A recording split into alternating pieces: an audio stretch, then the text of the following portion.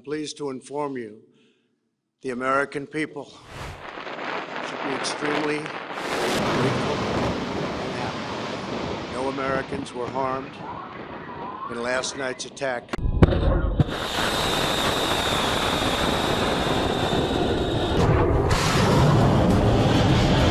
Washington bombardmanı dayandırır.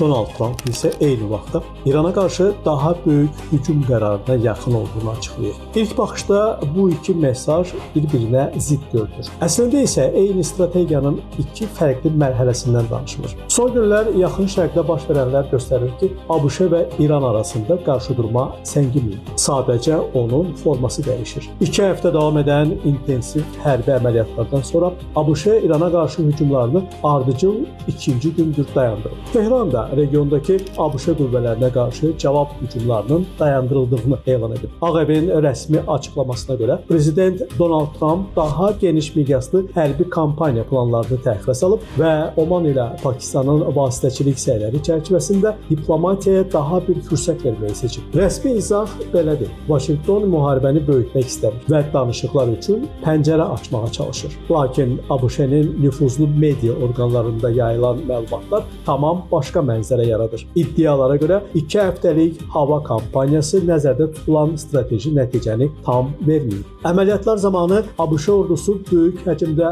bahalı və yüksək dəqiqlikli sursatlardan, xüsusilə raketdən müdafiə sistemlərinin tutucu raketlərindən istifadə etmək məcburiyyətində qalıb. Məhz burada hadisələrin məntiqi dəyişir. Məlumatlarda bildirilir ki, sursat ehtiyatları azaldıqca Amerika hərbi komandanlığı resurslardan istifadəyə daha ehtiyatlı yanaşmağa başlayıb. Daha da diqqət çəkən məqam odur ki, vitse-prezident Pence və Birləşmiş Qərargah Rəisləri Komitəsinin sədri general Dan Keynin Prezident Trumpa geniş miqyaslı eskalasiyanın ABŞ-nin raketdən müdafiə imkanlarına ciddi təzyiq göstərə biləcəyi barədə xəbərdarlıq etdiyi iddia olunur. Bu məlumatlar doğru olarsa, əməliyyatlara verilən fasilə yalnız diplomatik səbəblərlə izah edilmir. Bu qərarın arxasında uzun müddətli hərbi kampaniyanın maliyyəti, logistika yükü və sursat ehtiyatlarının qorunması kimi amillər də dayanır. Bütün bunlar fonunda Donald Trump'ın son açıqlaması xüsusi diqqət çəkir. O, Axios nəşrindən müsahibəsində İrana qarşı yeni hərbi əməliyyat ehtimalı ilə bağlı danışaraq kütləvi hücum barədə qərar verməyə yaxın olduğunu bildirib. Onun sözlərinə görə mümkün zərbə əvvəlki əməliyyatlardan daha geniş miqyaslı ola bilər.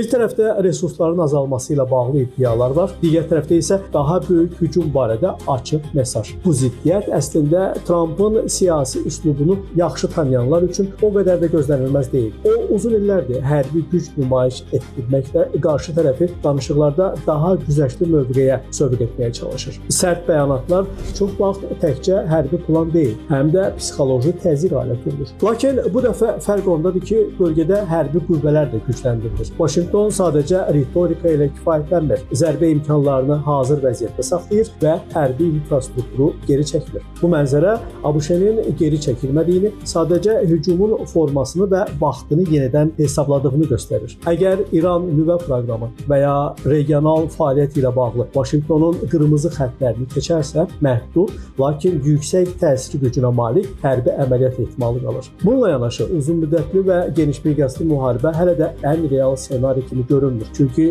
belə bir müharibənin həm hərbi, həm iqtisadi, həm də siyasi yükü son dərəcə ağırdır. Son aylarda uzaq mənzilli raket və yüksək dəqiqlikli sursat ehtiyatlarının azalması ilə bağlı yayılan məlumatlar da bu ehtimalı gücləndirir. Bu səbəbdən mümkün əməliyyatın qısa müddətdə həyata keçirilən, strateji əhəmiyyət daşıyan obyektlərə yönəlmiş dəqiq zərbələrdən ibarət olması daha inandırıcı görünür. Başqa sözlə, Washington İranı tam miqyaslı işğal işğal etməkdən çox, onun hərbi imkanlarını və danışıqlardakı mövqeyini zəiflətməyə çalışır. Trumpın açıqlaması yalnız Tehrana ünvanlanmış mesaj deyil. Bu bəyanat ABŞ-nin müttəfiqlərinə və rəqiblərinə də göstərmək istəyir ki, bölgədə hərbi təşəbbüs hələ də Vaşinqtonun əlindədir. Bu klassik çəkindirmə strategiyasıdır. Müharibəyə başlamadan əvvəl qarşı tərəfi qərar verməyə məcbur etmək. Lakin bölgədə hərbi qüvvələrin və zərbə imkanlarının hazır vəziyyətdə saxlanılması riski də artırır. İranın nüvə proqramı ilə bağlı yeni addımı, regional qruplaşmaların hücumu və ya ABŞ qüvvələrinə qarşı gözlənilməz insident vəziyyəti sürətlə dəyişə bilər. Bu baxımdan Trumpın kütləvi hücum bəyanatı mümkün hərbi əməliyyat üçün əvvəlcədən verilmiş xəbərdarlıq kimi də qiymətləndirilə bilər. Hazırki mərhələdə ən real mənzərə belə görünür. ABŞ geniş miqyaslı müharibə istəmir, lakin daha böyük zərbə ehtimalını da masadan götürmür. Vaşinqton diplomatiyanı tam bağlamır, eyni zamanda hərbi variantı açıq saxlayır. Beləliklə, bombardmanların dayanması qarşıdurmanın başa çatması anlamına gəlmir. Əksinə, prosesin növbəti mərhələyə keçdiyini göstərən əlamətlər daha aydın görünməyə başlayır. İran üzərində təzyiq azalmaq əvəzinə forma dəyişir və bölgə üçün ən təhlükəli məqam da məhz budur. Çünki görünən sakitlik bəzən ən böyük zərbədən əvvəl yaranan qısa fasilə ola bilər. Jalə Rövşən, Namiq Abbasov, Today Press TV.